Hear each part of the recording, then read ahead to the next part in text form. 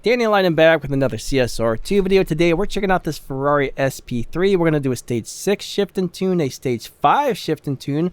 We're going to do a live racing setup and a review on this car. And this is actually a pretty interesting car, so stick around to the end to see what it's all about. For more awesome CSR2 content like this, don't forget to subscribe. And huge shout out to YouTuber Nitro for CSR. There's a link to his channel in this video's description. When you have this car 100% maxed out with all of the stage 6 parts and all of the fusion parts installed, we are going to put our nitrous all the way to the right, final drive all the way to the left on 2.0, and tire pressure on 8 psi.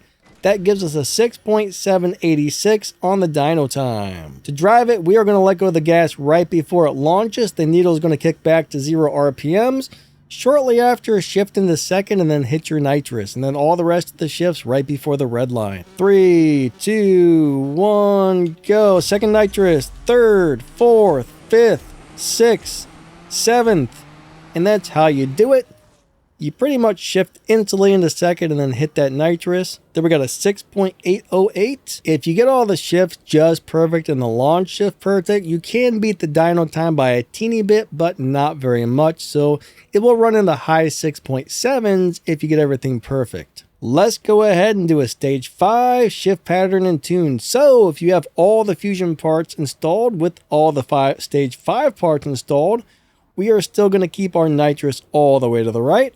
Final drive all the way to the left, and tire pressure is going to be on 8 psi, and that's giving us an 8.348 on the dyno, which is crazy good for stage 5. And look at that Evo, 2252, nice. It's going to drive the same way, let go of the gas just a little bit before launch. The needle is going to kick back, instantly shift into second and hit your nitrous, and all the shifts right before the red line after that. So let's go do it to it. 3, 2, 1, go. Second nitrous, third, fourth, fifth, sixth, seventh. And you can kind of play around with how quickly you shift into second gear. Then we got an 8.432 with the 8.348. So you can kind of get those dyno times if you do everything perfect, but it is not easy. So the car has great stats and great numbers, and it does have some live racing setups I'm going to show you in just a minute, but so far I'm not really liking the way it drives. It's kind of a pain in the buttocks. Let's go check out a low performance point high Evo tune live racing setup without any stage 6 parts, and then I'll tell you what you can do by installing 2 stage 6 parts, and hey, this thing should be pretty decent at live racing if you can get good at driving it, which is not easy. For a low performance point high Evo tune to get into the 11.0 lobby that doesn't need any stage 6 or a bunch of upgrades, this is how we're going to set it up, guys. We are going to put our engine on stock. We're going to put our turbo on stock, intake stock, nitrous stage 2, body stage 5, tires stage 4, transmission stage 5. Put your nitrous all the way to the right. Final drive 2.26. Tire pressure 8 psi, and that gives us a 10.962 on the dyno.